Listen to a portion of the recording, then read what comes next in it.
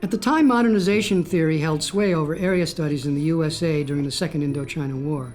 Albert Weed provided a sketchy history of the Thai police in his study of American aid for counterinsurgency. He reported that a disproportionate budget was allocated to law enforcement in the North and Northeast, the regions of the country identified by American and Thai strategists as most vulnerable to the perceived communist threat. Weed's research drew on U.S. aid reports, and while the data was sparse and derivative, one of his sources had advanced an idea that strikes me as insightful. Weed said that the Thai police create around them an aura of apprehension, of anxiety, and of fear. They are imbued with an emotional significance that does not attach to other agents of government. Chapter 4 is policing and banditry. The provincial police, which is the force that Khunpan was part of, begins in the very early 20th century when the police academy began, and that trained the local police. But the trainers, the instructors of the provincial police were Danish officers that had been engaged by the Crown. So it's really at the dawn of the modern provincial police that this guy becomes an officer and begins his career. Khunpan's biographers refer to him as the Naklang lawman because of the ruthless manner he went about his job, often pursuing an adversary to death with singular purpose. More to the point, in his methods, his guile and daring, and his dignified bearing, he was a bit of a Naklang himself. Mu Brap, the term for lawman, is not to be confused with Mu Boon, a word commonly used for hired assassin. The alliterative twinning of the terms in the Thai ear, Mu Brap, Mu Boon, intimates that the one, the policeman with a gun, might well become the other, the gun for hire by an officer out of uniform.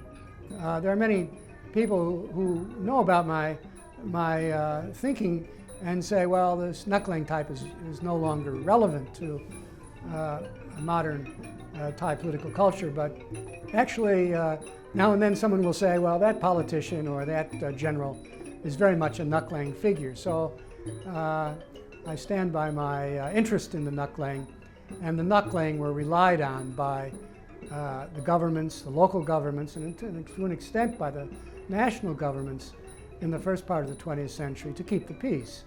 I then go on to talk about the police leadership that Khunpan dealt with, and in particular two police chiefs, national police chiefs. One was a man called Luang Adun Nadun Decharat, who had a similar moniker as the police. He was called Tiger Eyes, Da Sua, because of his fierce stare. And he had a stare as fierce as Khunpan. The other police chief that Khunpan had a lot to do with, and perhaps more to do with personally, was Police General Pao Sianon, who is perhaps one of the best-known police officers in international history. To this day, Pao is acclaimed as the father of Thailand's modern police, the man responsible more than any other for building up the force.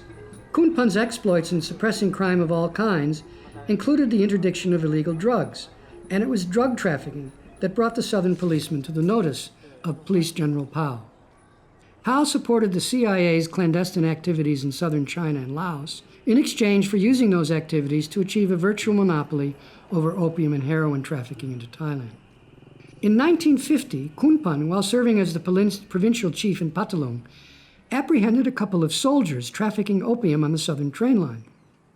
Police intelligence had tipped him off, and he was persistent and meticulous in questioning passengers seated next to a large suitcase that no one would claim. Inside the bag were 50 kilograms of pure opium, and the two army officers, who were finally identified as owners of the bag, were arrested. The opium turned out to belong to Police General Pao, and Khunpan was summoned to Bangkok to account for himself. When he turned up for his audience with Pao to declare that in apprehending the men he was simply doing his duty, he was in civilian clothes. He did not wear his uniform that day, he told Pao, because he expected to be sacked. In due course, Khunpan was given his reward and received one of the prized wings worn by elite police who had earned sufficient favor to become one of Pau's knights, or Asawin. This flashy piece of gold or diamond jewelry is no mere bodily ornament, but an emblem of loyalty to Pau and the national mission of suppressing crime and combating communism. A portrait of Police General Pau cannot be rounded off to the point where it obscures the violence of the period and the gangland-type killings that cut down opposition politicians. When Thaksin Shinawatra, Thailand's prime minister, who had begun his career and had rank in the police force, announced his war on drugs in 2003 and authorized the police to carry out his policies, he quoted General Pau, saying, "There is nothing under the sun that the Thai police cannot do."